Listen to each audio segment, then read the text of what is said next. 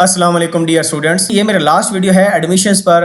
इंशाल्लाह उसके बाद फिर मैं सेमेस्टर सिस्टम को एक्सप्लेन करूंगा। इस वीडियो में बताऊंगा उन लोगों के लिए जो स्टिल वेट कर रहे हैं।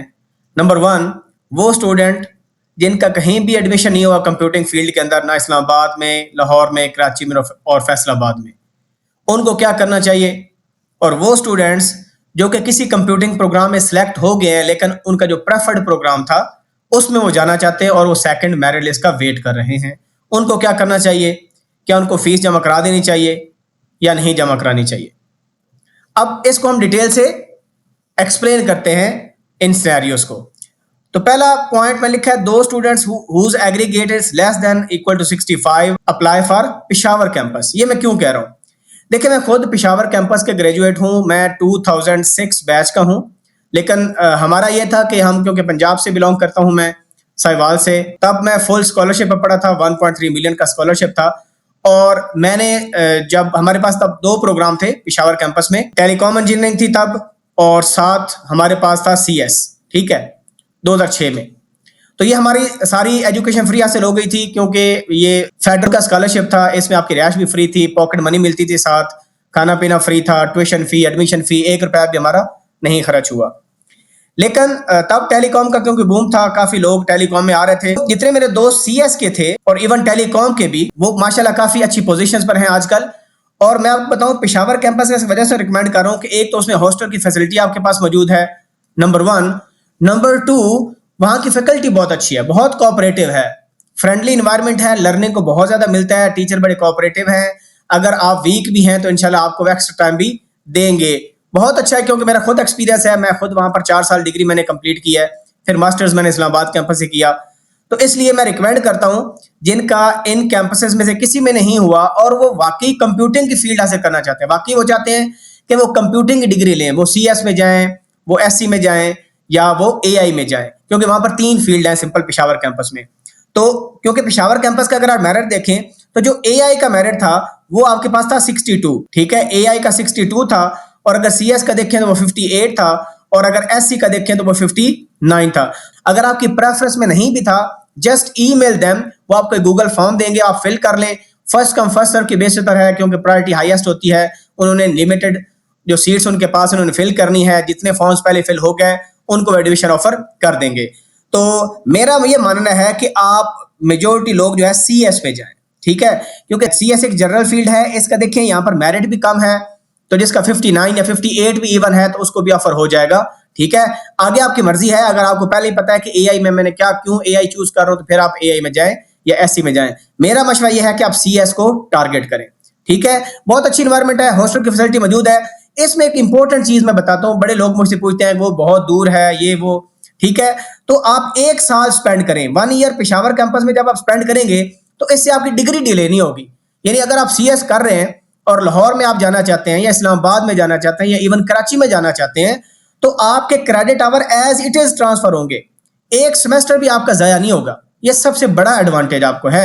अगर आप कराची में करना चाहते थे CS या लाहौर में करना चाहते थे, उनका मेरिट तो बहुत हाई है, तो आप पेशावर में 1 साल लगाएं और 1 साल बाद दोबारा NU का टेस्ट दें, नंबर 1, या नंबर 2 आप NTS का टेस्ट दें या SAT दें। SAT क्योंकि एक्सपेंसिव है तो ये 2 टेस्ट जो है आप इजिली दे सकते हैं।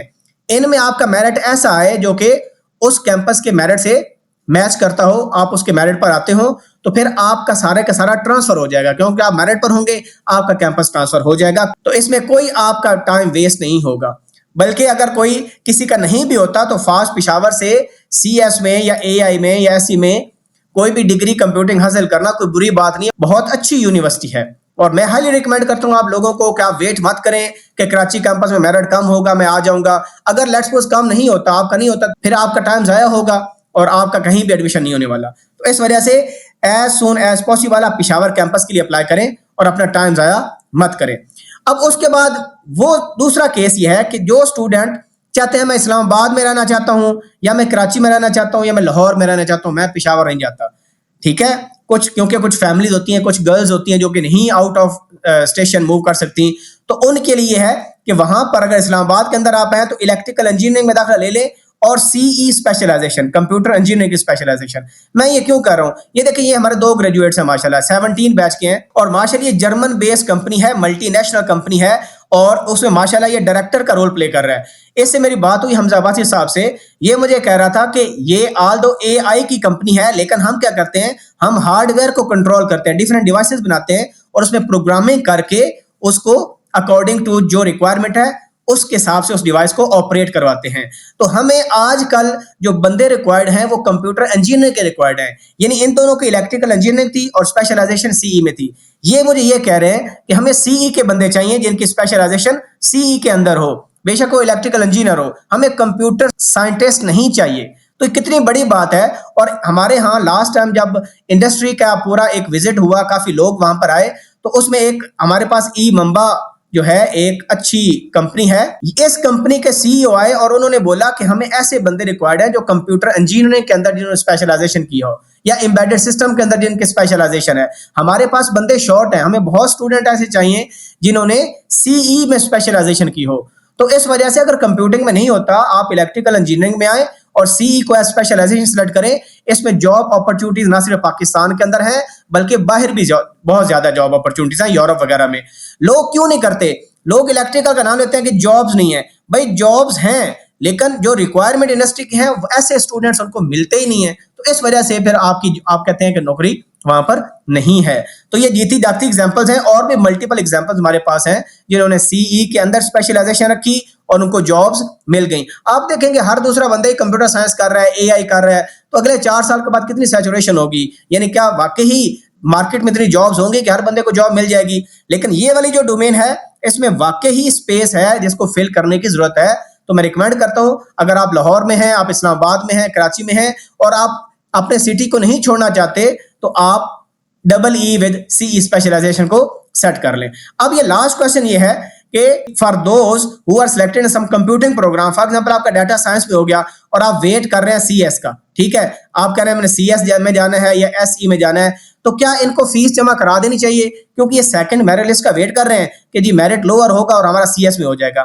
मैं आपको एक चीज बताऊं, अगर आपका कैंपस लेट्स सपोज वही है, आपका इस्लामाबाद कैंपस की एग्जांपल लेते हैं कि एक बंदे का डाटा साइंस में हो गया, वो वेट कर रहा है सीएस या एससी का, उसको फीस जमा करा देनी चाहिए। He must deposit the fee. उसकी वजह क्या है, उसकी सीट सिक्योर हो जाएगी। जब उसकी सीट सिक्योर हो गई तो अब क्या होगा, अब ये होगा कि जब सेकंड मेरिट लिस्ट लगेगी तो अगर मेरिट डाउन होता भी है तो उसके पोर्टल पर वो अपडेट हो जाएगा कि तुम्हारा सीएस के लिए तुम एलिजिबल हो या सीएस के लिए तुम सिलेक्टेड हो। इन दोनों में से कोई एक वर्ड लिखा आ जाएगा अगर इतना मेरिट लो होता है कि उसका सीट वहां पर उसको ऑफर हो जाती है। तो अब ये आराम से, क्योंकि ऑलरेडी इस्लामाबाद कैंपस के अंदर है, इसका आराम से वो प्रोग्राम चेंज हो जाएगा।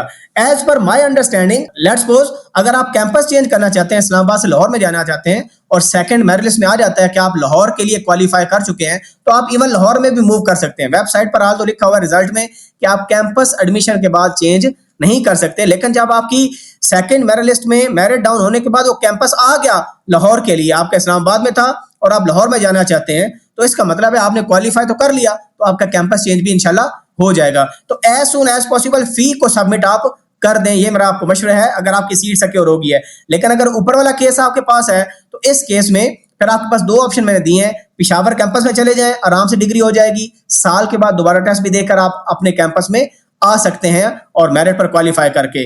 और अगर आप उसी शहर में रहना चाहते हैं तो इलेक्ट्रिकल इंजीनियरिंग विद स्पेशलाइजेशन इन सी करें, क्योंकि इसमें जॉब्स अपॉर्चुनिटीज बहुत ज्यादा हैं और मार्केट में ऐसे स्टूडेंट्स उनको नहीं मिलते जिनको वाकई ही एम्बेडेड सिस्टम्स पर जिन्होंने काम किया हो या कंप्यूटर इंजीनियरिंग की स्ट्रीम में जिन्होंने स्पेशलाइजेशन की हो। तो ये मेरी कुछ एडवाइस थी, क्योंकि बहुत स्टूडेंट्स कंफ्यूज थे, उनको समझ नहीं आ रही क्या करें, तो मैंने कहा चलो एक लास्ट वीडियोस पर बना देता हूँ, स्टूडेंट को गाइड कर देता हूँ ताकि वो कम से कम मेरे लिए भी दुआ गो हों। ठीक है जी, अल्लाह को आमीन नसीर हो, अल्लाह को कामयाब करे। Best of luck, Allah Hafiz.